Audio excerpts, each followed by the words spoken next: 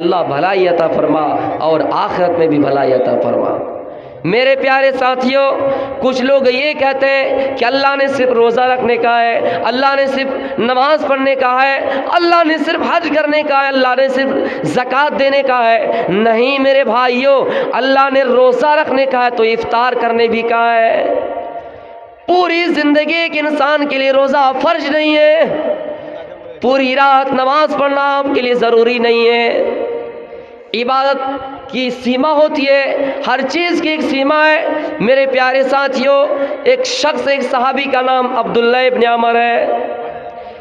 इनका मामूल था कि ये दिन में रोज़ा रखा करते थे और रात में तहज्जुद की नमाज पढ़ा करते थे और अपनी बीवी का हक़ अदा नहीं करते थे।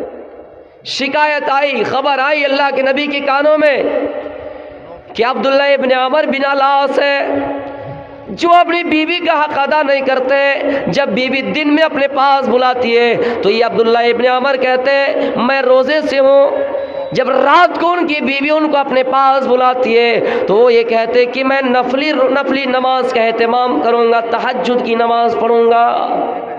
इस वाक़े पर गौर करें मेरे भाइयों, उनका मामूल था कि अपनी बीवी का हक़ अदा नहीं करते थे, सिर्फ नमाज में अपनी ज़िंदगी गुजार देते थे, बीवी का हक़ अदा नहीं करते थे। रोज़ा, दिन में रोज़ा, रमज़ान के अलावा नफली रोज़ा और रात में तहज्जुद की नमाज। जब बीवी अपने पास बुलाती तो ये कहते दिन में कि मैं रोज़े से हूँ और रात को कहते कि मैं तहज्जुद की नमाज पढ़ूँगा। अल्लाह के नबी के कानों में खबर आई, अल्लाह के नबी सल्लल्लाहु अलैहि वसल्लम से मुलाकात हुई, अब्दुल्लाह इब्न उमर की मुलाकात हुई। आपने मुखातब होते हुए फरमाया, या अब्दुल्लाह, आए अब्दुल्लाह, अलम उखबर अन्नका तसूमुद दहर व तक़ूमुल लैल।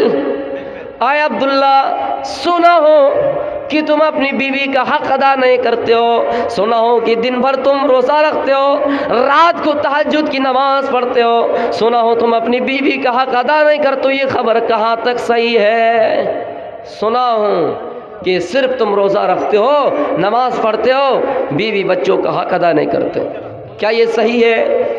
जवाब आया, हाँ अल्लाह के रसूल, ये खबर सही है।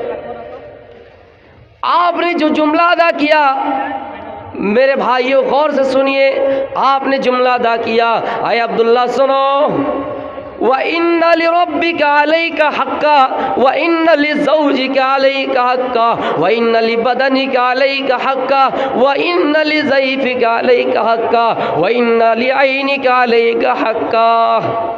आए अब्दुल्ला सुनो, जिस तरह अल्लाह का हक़ तुम्हारे ऊपर है कि तुम रोज़ा रखते हो, अल्लाह का हक़ तुम्हारे ऊपर है कि तुम नमाज पढ़ते हो, आए अब्दुल्ला सुनो, उसी तरह तुम्हारे ऊपर तुम्हारी बीवी का भी हक़ है। सिर्फ अल्लाह का हक़ तुम्हारे ऊपर नहीं है, तुम्हारी बीवी का भी तुम्हारे ऊपर हक़ है, तुम्हारे जिस्म का भी तुम्हारे ऊपर हक़ है।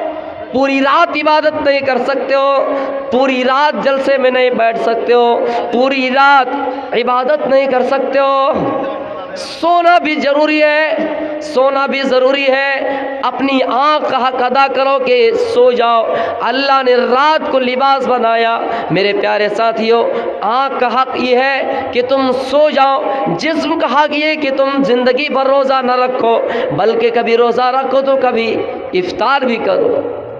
और बीवी का हक़ ये है कि बीवी अगर कपड़ा मांगे आप कपड़ा ला कर दीजिए, बीवी अगर खाना मांगे आप खाना ला कर दीजिए। मेरे प्यारे साथियों, फिर आपने ये फरमाया, व इन्ना लिज़ैफिका अलैका हक्का। आए अब्दुल्ला सुनो, तुम्हारे घर में मेहमान आ गए, तुम नमाज पढ़ने के लिए मस्जिद गए हो, नमाज पढ़ने के लिए मस्जिद चले गए, फ़र्ज़ नमाज हुई, आप नफली नमाज का एहतमाम ना करें। घर में मेहमान है, आप मेहमान के पास आइए, उनके खाने पीने का बंदोबस्त कीजिए, जुगाड़ कीजिए, मेहमान से पूछिए क्या पेशाब ज़रूरी है, क्या पाखाना ज़रूरी है, क्या नहाना ज़रूरी है। मेहमान का हक़ है मेरे भाइयों। अल्लाह के रसूल सल्लल्लाहु अलैहि वसल्लम फरमाते हैं कि सिर्फ नमाज़ पढ़ लेना काफ़ी नहीं है, सिर्फ रोज़ा रख लेना काफ़ी नहीं है, बल्कि अपने जिस्म का भी हक़ अदा करना है, बीवी का करना है, बच्चों का करना है। तो मेरे प्यारे साथियों, हर वो चीज़ अपने जगह पे है, हम किसी चीज़ को किसी से कंपेयर नहीं कर सकते हैं कि सिर्फ नमाज ही पढ़ते रहो, रोज़ा ही रखते रहो। इसी तरह का और एक वाक़या है, सलमान फारसी का नाम आपने सुना होगा। ये अपने दोस्त अबू दरदा के घर में मुलाकात करने के घर से आए। देखा कि अबू दरदा घर में नहीं है, उनकी बीवी से मुलाकात हुई। फरा उम्मत दरदा, उनकी बीवी को देखा। हदीस के अल्फाज मुतबज़्ज़िलतन, उसके सर के बाल बिखरे हुए थे, कभी सर में तेल नहीं लगाया था, कभी कंघी वगैरह नहीं किए थे। मेरे भाइयों, जब सलमान फारसी ने देखा इस तरह हालत है तो उन्होंने सवाल पूछा, माँ शानू की, आए मेरे दोस्त की बीवी, आए भाभी क्या बात है, तुम जीनत इख्तियार नहीं किए हो, तुम मेकअप नहीं किए हो, तुम अपने शौहर के लिए सज धज कर नहीं हो, क्या बात है, सरों में तेल नहीं है, बालों में कंघी नहीं है, तुम्हारी ऐसी हालत क्यों है, तुम्हारी ऐसी हालत क्यों है। हमारी बहनें अगर इस जलसे में आई हैं तो वो भी इस वाक़े को गौर से सुने।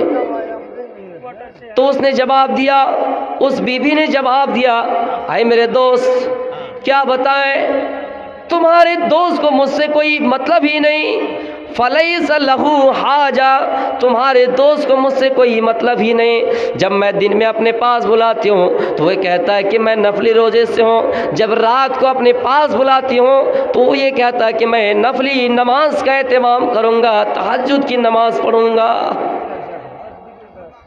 कोई शौहर अगर ऐसा करता है, जिनको उनकी बीवी की ज़रूरत है ही नहीं, तो फिर किसके लिए मेकअप करें।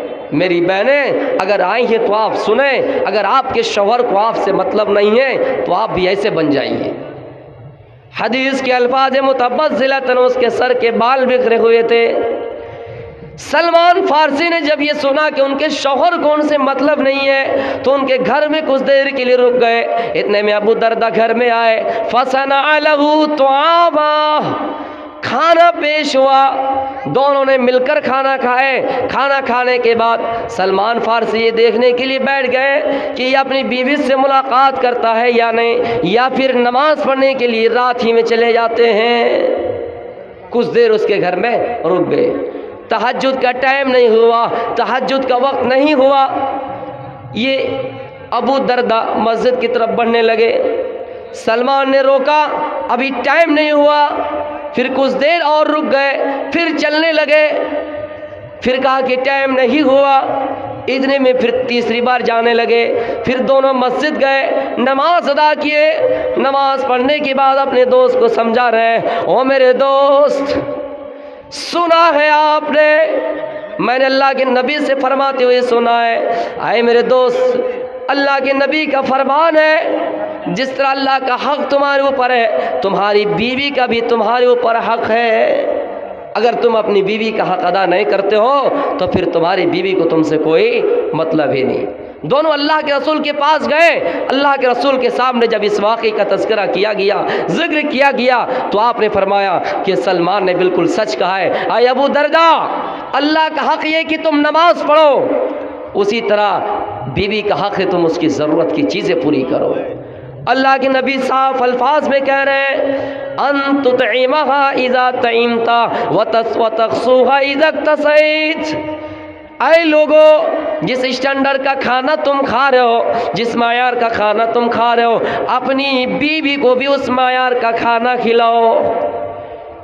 वह तक़सूहा इज़ा तसैत, और जिस मायार का कपड़ा तुम पहन रहे हो उस मायार का कपड़ा अपनी बीवी को पहनाओ।